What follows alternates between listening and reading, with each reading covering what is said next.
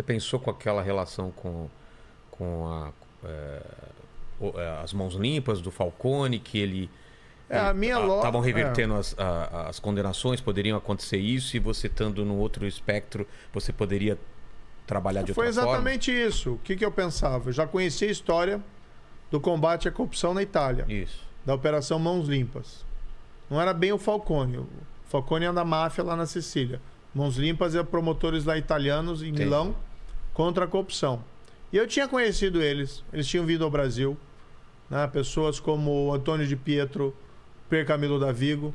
Eles tinham vindo aqui, eles tinham dito, olha, tivemos a Operação Mãos Limpas na Itália. Foi um grande avanço contra a corrupção. Mas depois o sistema político reagiu.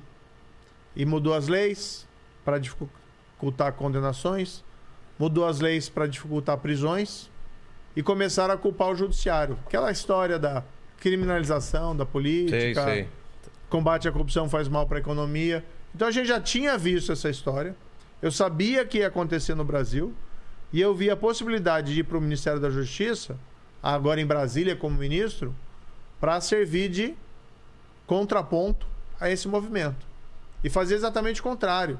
Apresentar propostas de lei para consolidar o combate à corrupção. E foi o que eu fiz. Aceitei, fui. O pessoal me critica hoje e tal, Talvez mas... seja sua pior decisão da vida. Abre o coração pra gente, Imo. Pensando, tudo bem, você tinha uma informação na época e hoje você tem outra.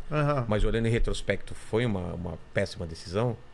Ou não? Não me arrependo. Eu me desapontei o que aconteceu depois, porque Bolsonaro não deu apoio. Na verdade, ele enfraqueceu o combate à corrupção. Então. Né, para proteger os filhos dele, ele mesmo fala isso.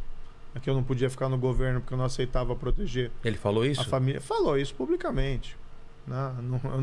Isso está declarado, tem declarações dele, dá para resgatar. Que ele falou isso, né, que eu não podia ficar no governo porque eu não aceitava proteger a família dele de investigações da Receita Federal, do COAF, ou seja, né, algo absurdo. Mas ele te conhecia. Ele sabia que você não ia ser conivente. Acho que ele achou. Ele achou que ia no papo, levar e tal. Eu acho que ele achava que eu tinha feito aquilo na Lava Jato porque eu era contra o PT. Eu não sou contra o PT, eu sou contra a corrupção. Né? Tanto que no próprio Lava Jato, quando houve o acordo com a Odebrecht, ela revelou casos de corrupção envolvendo vários outros partidos, e aí inclusive a oposição. Inclusive envolvendo casos, né, de figuras do próprio PSDB, que eram oposição na época do PT. Então, assim, o meu trabalho com o juiz não tinha nada a ver que era PT ou que era partido X. Eu fiz meu trabalho, não gosto de corrupção.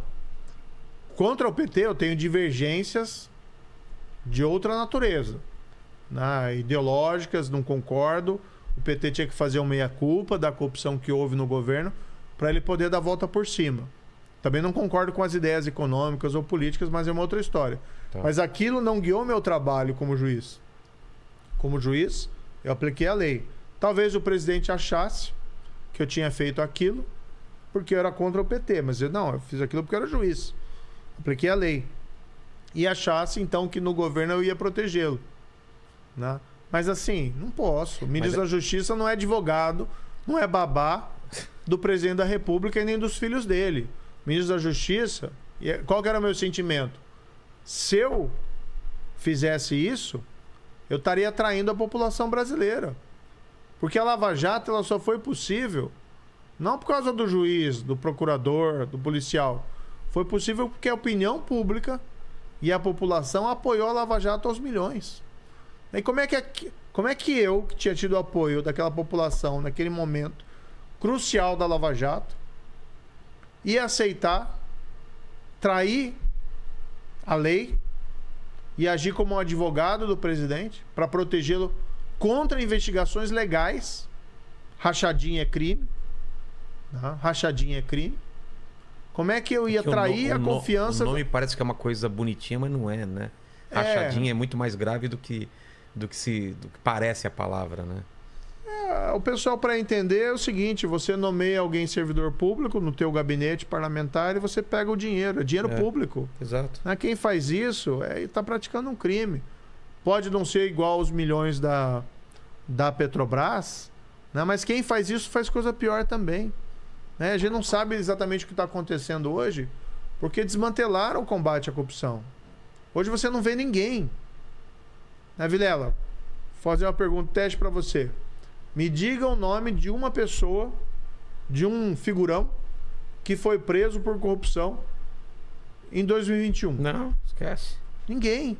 Ninguém está sendo preso. Então, é interessante para todo mundo, né? Para todo mundo. Aliviaram para todo mundo. É. Nesse governo. Tudo bem. O Supremo tem a sua parcela de culpa. O Congresso tem sua parcela de culpa. Mas o presidente da República tem sua parcela de culpa. Eu, quando estive lá, fiz tudo o que era possível para evitar o retrocesso. Tá? Sofri algumas derrotas, mas consegui segurar parte do que podia ser segurado.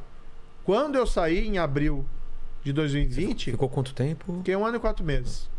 Quando eu saí, aí morreu tudo. Teve mais algumas operações da PF, né, que tinham sido começadas, inclusive, no meu período de ministro da Justiça, que estouraram depois. Depois acabou, não tem nada. Né? Hoje são dados oficiais. O número de prisões por corrupção no Brasil despencou. E não é só o número, a qualidade. E como que faz isso? Como que uma pessoa consegue desmantelar isso? É colocando medo na Polícia Federal, trocando pessoas? Como que se faz isso? Entre outras coisas, o que fizeram nós tivemos 3 trocas de diretores da Polícia Federal. E é totalmente dentro da lei isso? O presidente pode trocar, tá? Mas para você trocar um funcionário dessa categoria, você precisa ter um bom motivo. Ele é incompetente, não trabalha bem. Pode trocar. Agora, quando você faz essas sucessivas trocas, a percepção que se tem, inclusive dentro da própria Polícia Federal, é que não está agradando a Polícia Federal, mas não está agradando pelos motivos que o governo muitas vezes busca se blindar. Que não é só a troca dos diretores, é troca lá do superintendente, é troca do delegado. Né? Eu indiquei uma pessoa, quando eu assumi como ministro da Justiça, indiquei um diretor da Polícia Federal, que era um delegado que tinha trabalhado na Lava Jato, era um cara corretíssimo, e é aquele cara que eu sei que se eu pedisse algo errado para ele me dava voz de prisão, que ele não ia compactuar com ilícito. Eu não dirigia investigação, não fazia isso, como mencionei há pouco. O papel do ministro da Justiça é outro. Mas se eu quisesse interferir em uma investigação, ele não ia deixar. E era o cara que eu queria, para proteger a Polícia Federal. Aí chegou em abril de 2020, o presidente passou por cima de mim, trocou. Eu sempre falei, não é... Como foi essa conversa sobre isso com ele? Ou ele nem teve... O presidente? No fundo, o que aconteceu foi o seguinte: fazia tempo que ele vinha insistindo em trocar.